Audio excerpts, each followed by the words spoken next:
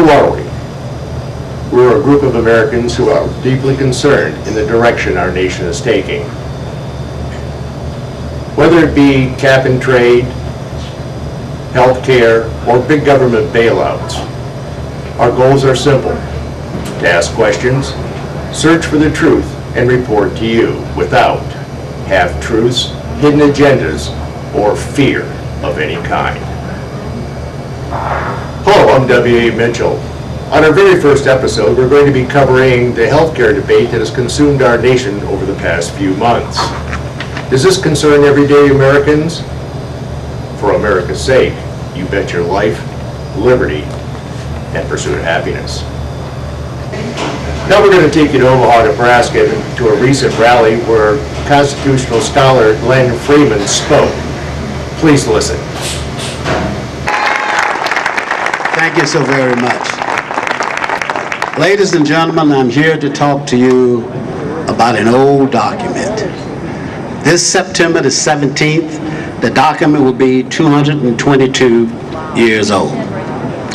But before I do, I want to say a few points because I don't want you to be discouraged because there are not 5,000 people here.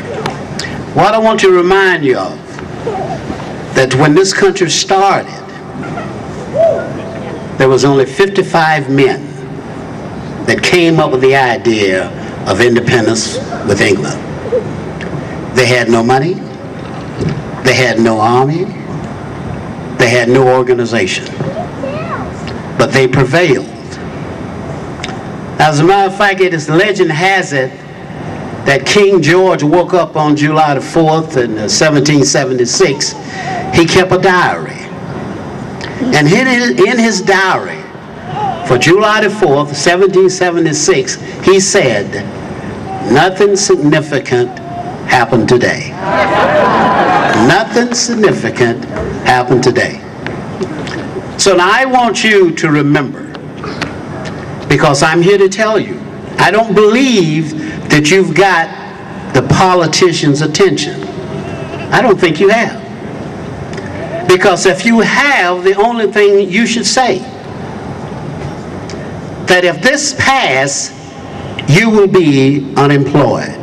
You don't have to beg. You do not have to beg. Don't let anyone stand up here and tell you it's them, it's they. It's 535 people. 535 people. 435 in the House, 100 in the Senate. Obama is not your problem. The Congress is your problem. The Congress initiates the laws. So when you're writing and when you are concerned, I don't want you to be concerned about Obama. Obama does not represent the legislative body of our government. Congress does. 435 people. Now, I don't want you to feel like that you're doing something wrong. You are not. As I told you earlier, I'm going to talk about the Constitution. In the First Amendment, we hear about the basic freedoms. 4 basic freedoms. Freedom of religion, speech, press, freedom to assemble. But you see, like most things, the politicians don't tell you. There's one more. It's not 4, it's 5. The 5th says that you have the right to petition the government for redress of grievances. Do you understand what I'm saying? You have a right to be here. You don't have to apologize to anyone. And I am telling you that in this state, you have 5 individuals to be concerned about. You have 2 in the Senate and 3 in the House. So when you write them, there's no reason for you to go into a long dissertation. There's no reason for that at all. If this passes, you will be unemployed. That's all you need to say. Ladies and gentlemen, health care reform is not about health care. That's number one. Don't let anyone stand here and give you all this. This is about health care. It's not. This is about control. This is about Congress controlling your life. That's what this is about. If Congress was concerned about your and my health care, why didn't they do this? What about all medical treatments that you receive? Why isn't that tax deductible dollar for dollar? Why not? If you got to understand, they're going to stand up here and tell you that they are concerned about adequate health care. If they are, then why aren't all medical treatments that you receive tax deductible dollar for dollar? Listen more.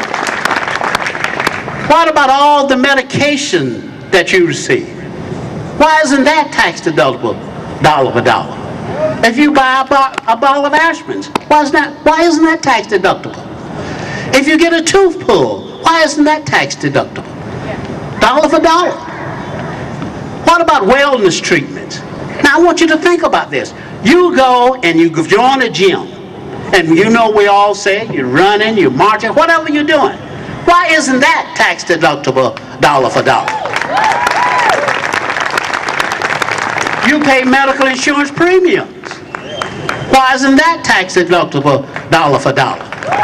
What I'm saying to you, ladies and gentlemen, if they were concerned about your health care, they would do these things. I would not have to stand up here and tell you this.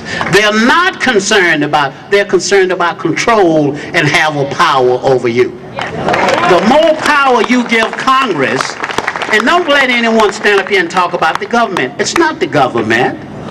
Because the other parts of the government, executive branch and the judicial branch, it's not the government. Ladies and gentlemen, it's Congress. It's Congress. Congress is the legislative body. I want you to understand that we live in the greatest country in the world. I've had the opportunity, as the gentleman tell you, to visit many of them in my 30 years. This country is great, first of all, due to the character of the people. That's number one. Number two is the Declaration of Independence and the Constitution. We are great because of these documents, not in spite of them. We are great because of these documents, not in spite of them. As someone told you earlier, members of Congress are sworn to preserve, protect, and defend the Constitution. That's why I'm talking about Congress. That is the same oath that George Washington took, the very first president.